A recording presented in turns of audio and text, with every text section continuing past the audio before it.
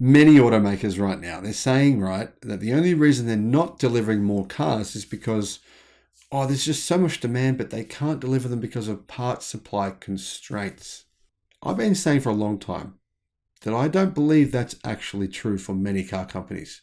Volkswagen is screaming the loudest. They are saying they have a parts supply disaster right now at their biggest factory in the world. Is this true? Or is the economy simply cooling when it comes to car sales as a result of a likely recession? A rising rate of car repossessions are a worrying sign for the economy, suggesting that maybe automakers don't have as much demand as they claim to. Hello, my friends.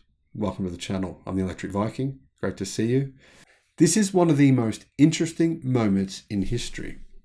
We have this incredible disruption going on. The world is moving to electric cars at a faster rate than it ever has. But automakers that sell predominantly gasoline-powered cars, in fact, legacy automakers, about 95% of the cars they currently sell are powered by gasoline, are saying interesting things that actually contradict themselves. For example, they are saying they have massive demand for EVs. In fact, many companies say they have backlogs of hundreds of thousands for the EVs they sell.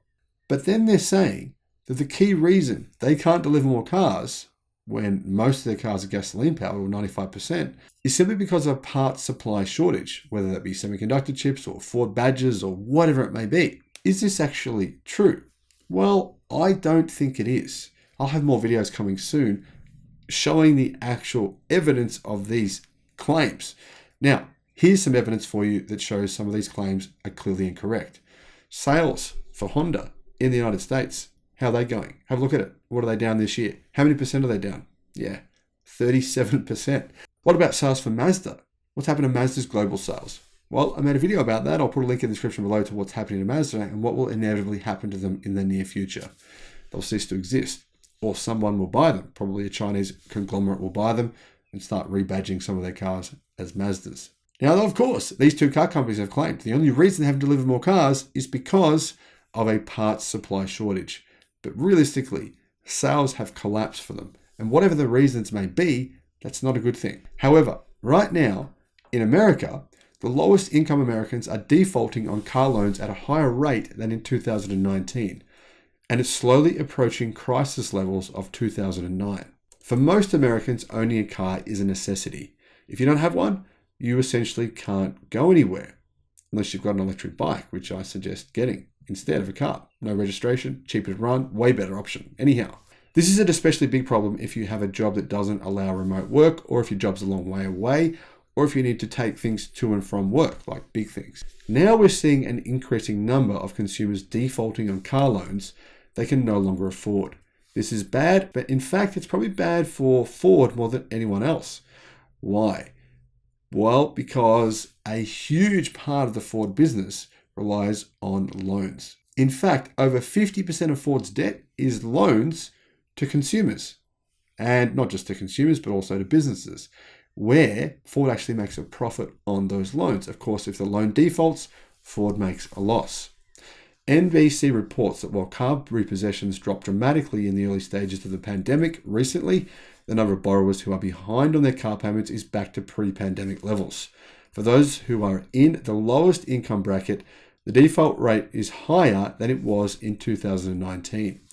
Industry analysts are reportedly afraid this trend will continue into 2023. In fact, it may get worse as the average monthly new car payment has risen 26% since 2019. It's currently $720 a month. And 1 in 6 new car buyers is paying $1,000 a month or more.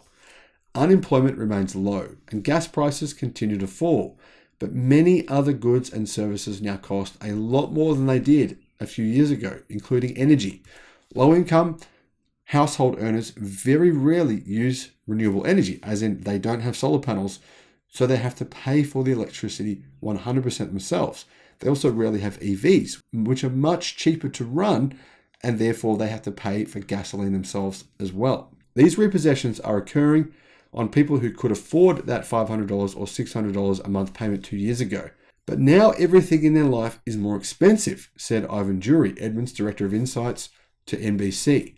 That's where we're starting to see the repossessions happen, because it's just everything else starting to pin you down. The Consumer Financial Protection Bureau is reportedly very, very worried about loans from 2021 and 2022, when new car prices were very high, as well as so-called subprime borrowers with below average credit scores were able to actually purchase a new car.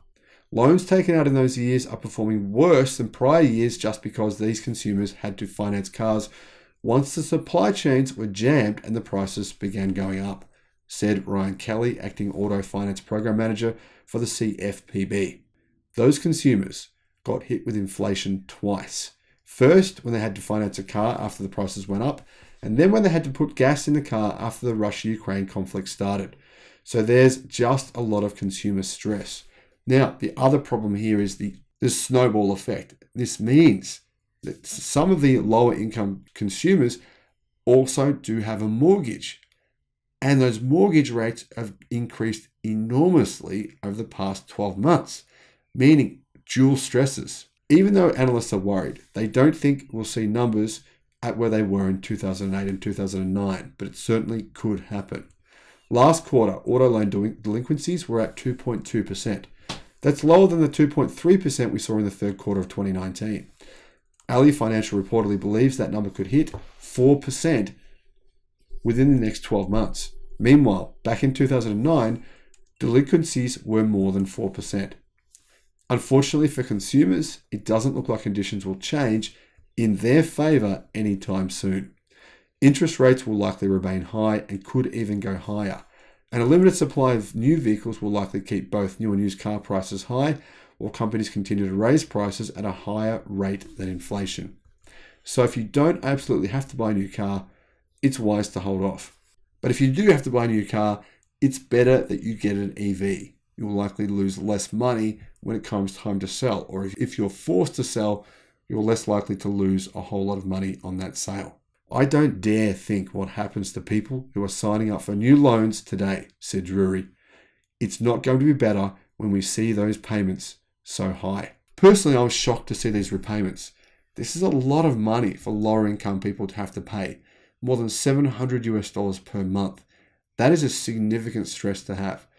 Hopefully, things start to improve. Hopefully, these interest rates don't continue to skyrocket and inflation doesn't continue to go up. But unfortunately, I think it's more than likely those two things will continue to happen for at least the next 6 to 12 months. Thank you for watching. Let me know your thoughts in the comments. Bye-bye.